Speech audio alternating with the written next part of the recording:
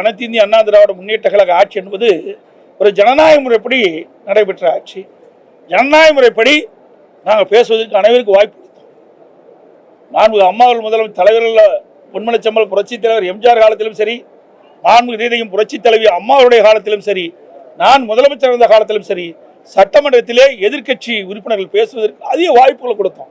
அப்படி வாய்ப்புகள் கொடுத்தா தான் அவர்கள் பேசுகின்ற கருத்தின் அடிப்படையில் அந்த பிரச்சனையை தீர்ப்பதற்கு வழிபிறக்கும்.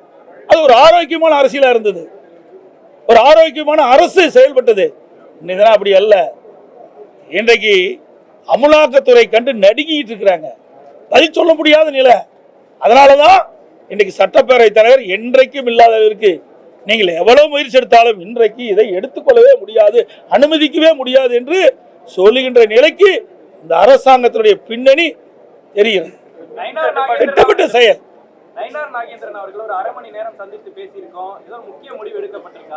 ஏங்க எங்கிட்ட எல்லாம் தான் வராங்க.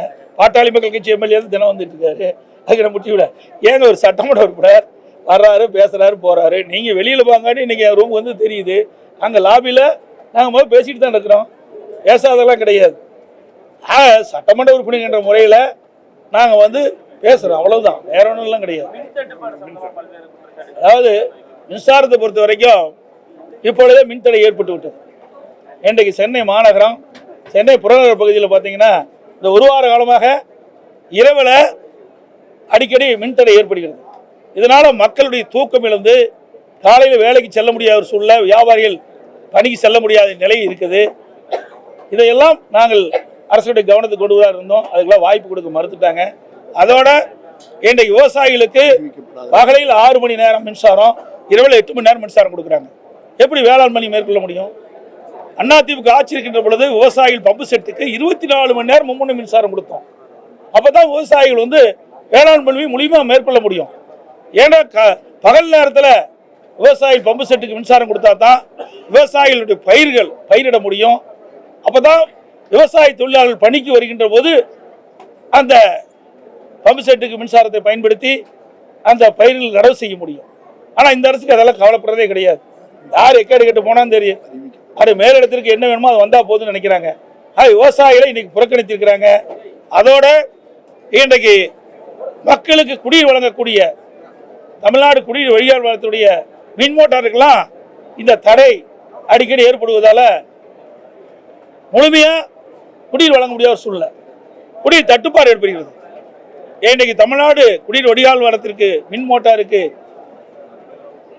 தடையெல்லாம் மின்சாரம் கொடுத்தா தான் இந்த கோடை காலத்தில் முழுமையா குடிநீர் தட்டுப்பாடு எல்லாம் வழங்க முடியும். அதையெல்லாம் நாங்கள் கொண்டு வராங்க. எதுக்குமே அனுமதி கொடுக்க மறுத்துட்டாங்களே.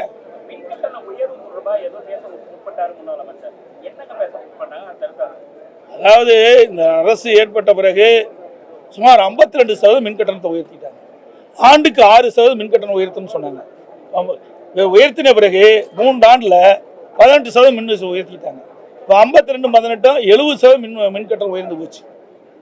அதோட நீங்க பார்த்தீங்கன்னா பீக் ஹவர்னு வச்சிருக்கிறாங்க. பீக் ஹவர்ல அதிக மின்கட்டணம் சொல்றாங்க. தொழிற்சாலைக்கு பயன்படுத்துகின்ற மின்கட்டணத்தையும் உயர்த்திட்டாங்க. இதனால தமிழ்நாட்டுக்கு வருகின்ற தொழிற்சாலை எல்லாம் அண்டை மாநிலத்துக்கு போயிட்டு இருக்கு. இதெல்லாம் பேசுவதற்கு எண்ணித்தான் இந்த அரசு மீது எந்த குறையும் சொல்லக்கூடாது. குறை சொல்ல முற்பட்டா உடனே மைக்கு துண்டிச்சிருவாங்க, பேசுவதற்கு அனுமதி கொடுக்க மாட்டாங்க. இதை திட்டமிட்டு இந்த அரசாங்கம் சட்டப்பேரவை தலைவர் மூலமாக எங்களை பேச அனுமதி மறுக்கப்பட்டு நாங்கள் வெளிநடப்பு தான் செய்யணும். அதை எதிர்பார்த்து தான் இந்த செயலை செய்திருப்போம் என்று நாங்கள் எண்ணுகிறோம். மாதம் ஒரு முறை மின் கணக்கீடு செய்யப்படும் அப்படின்லாம் கூட தேர்தல் அறிக்கையில் கொடுத்திருக்காங்க. சரியான கேள்வி. 2021 சட்டமன்ற பொதுத் தேர்தலின் போது திராவிட முன்னேற்ற கழக தேர்தல் அறிக்கையில் குறிப்பிட்டிருந்தாங்க, திராவிட முன்னேற்ற கழகம் ஆட்சிக்கு வந்தால் மாதம் ஒரு முறை கணக்கீடு செய்யப்படும் என்று. ஆனால் ஆட்சிக்கு வந்து 4 வருஷம் ஆச்சு, 5ஆவது வருஷம் வரப்போகுது, இது வரைக்கும் நிறைவேற்றலை.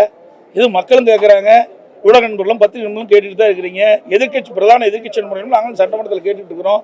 ஆனால் இந்த விடியா ஆட்சியில் நக்குடை பிரச்சனையை அவர் பொருட்படுத்துதில்லை.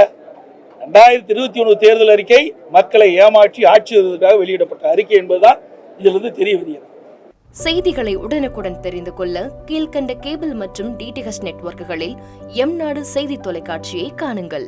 பாதகம் செய்பவரை கண்டால் நாம் பயம் கொள்ளலாகாது பாப்பா. மோதி மிதித்துவிடு பாப்பா, அவர் முகத்தில் உமிழ்ந்துவிடு பாப்பா. அண்மை செய்திகளை உடனுக்குடன் தெரிந்து கொள்ள இணைந்திருங்கள் எம்நாடு தொலைக்காட்சியுடன்.